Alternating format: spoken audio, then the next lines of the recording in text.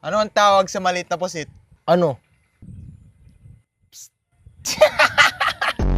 Knock-knock. Who's there? Nanay ni Wally. Nanay ni Wally who? Nanay ni Wally na ako sa forever. Anong tawag sa lalaking sayote? O sige, ano? Sayoya? Nabibili na pala yung pangarap eh. Ha? Magkano? Sais. Sais? Sais ang pangarap. Mercury, Venus, Earth. Anong katabi ng Mercury? Eh di Venus. Pure gold. Bakit nilalangaw yung tae? Siyempre, mabaho yun eh. Mali. O bakit?